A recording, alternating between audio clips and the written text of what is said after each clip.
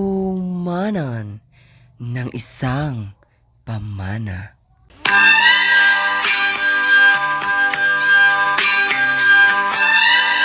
Magandang hapon sa tanan, sa lahat ng mga nakikinig at sa lahat ng gustong makinig pero nagtatago sa likod ng pintuan.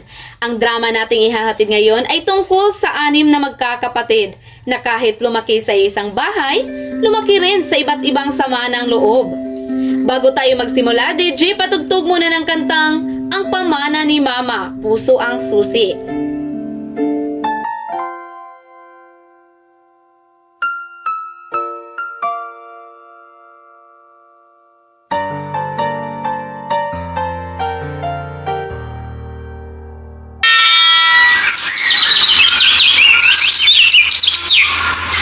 Pagkalibing kay Mama Teresa, nagsiuwi ng 6 na magkakapatid sa lumang bahay.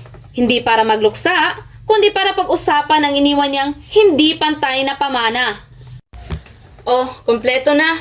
Pwede na tayong magsimula bago pa mawala yung pasensya ko. Ate, baka naman pwede walang sigawan ha? Kakapanganak lang ni lungkot ko. Hindi ko alam kung kaya natin yon, Mia. Kasi kung pamana ang usapan, lahat tayo nagiging halimaw. Oh, ayan ka na naman, Delilah. Hindi pa tayo nagsisimula, nag-aahang ka na? Pwede bang umupo muna tayo ng maayos? Hindi to chismisan sa kanto. Ay, mga sisters! Pwede bang mag-retouch muna ako or bago ako mag-away? Hindi maganda sa camera ang oily skin. Ito ang iniwan ni Mama. Kasama dito ang sulat niya. Basahin na! Di pa tayo uuwi hanggang hindi malinaw ang hatian.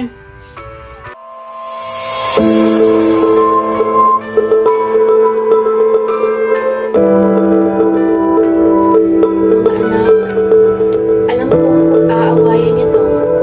Tama kayo. Ay, wow, si Mama. Psychic!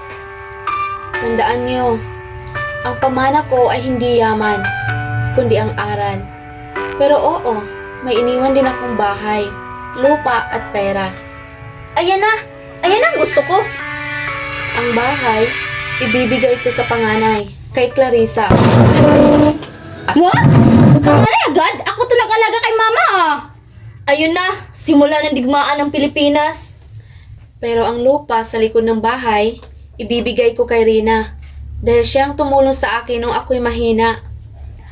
Mama. At ang ipon kong pera ay hahatiin niyo ng patas.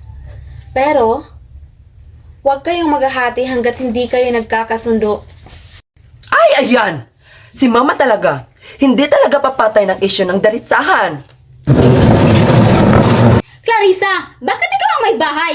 Ako ang nag-alaga, ako ang nagpakain, ako ang humarap sa lahat ng doktor. Samantalang ikaw, nasan ka? Nagtatrabaho ako sa Maynila para may mapapadala kay Mama. Tama si Rina! 7 years kang wala, minsan lang umuwi. Hoy! Hindi porkit absent si ate, wala siyang ambag. Pagod yan sa Manila, no? Di tulad natin, may time pang mag-away.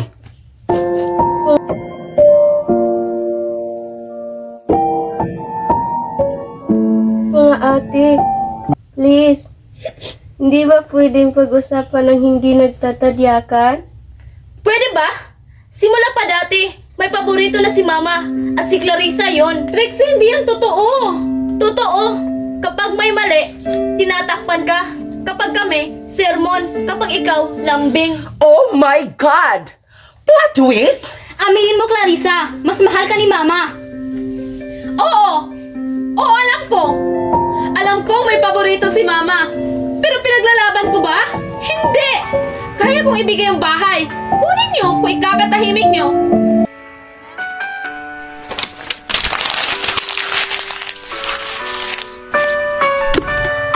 Ate, may isa pang papel sa ilalim ng kahon. Ay, may bonus episode? Mga anak, kung sino man sa inyo ang mag-aaway dahil sa pamana, paalala ko ito. Nung ipinanganak ko kayo, pare-pareho kayong walang dala. Pero ibinigay ko ang buong buhay ko para magkaroon kayo. Mama, Mama. Huwag niyong ipagpapalit ang pagkakapatid para lang sa bahay, lupa o pera. dahil ang totoo, kayong anim ang tunay na pamana ko. Tama si Mama. Hindi ko alam kung bakit natin ito pinag-aawayan ng ganito. Ate Clarissa, I'm sorry. Hindi ko sinasadya. Pagod lang ako. Kinain ako ng inip at inggit. Ate ka lang. Pero hindi ibig sabihin, hindi ako nasasaktan. Pero kahit anong away, kapatid pa rin tayo. Oh my gosh! Magkakasundo na sila! Wait! Bawal ba akong umiyak? Kasi nagpa-eyeliner ako. Pwede ka nang umiyak, Gabi. Hala! Sige na! Family hug!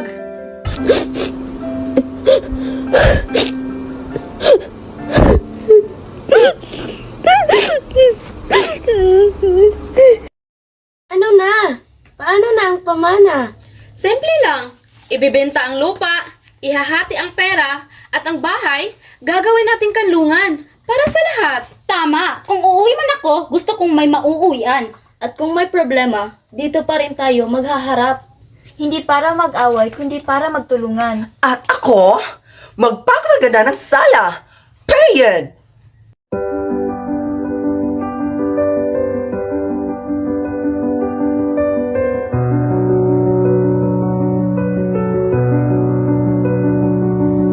At ganyan natapos ang kwento ng magkakapatid na halos magpatayan sa mana. Pero sa huli, isang liham mula kay mama ang nagpabalik ng puso nila. Tandaan, kapag bahay ang nawala, kaya pang itayo. Pero kapag pamilya ang nawala, walang pera ang makakabiling muli. Maraming salamat sa mga nakikinig sa ating handumanan ng isang pamana.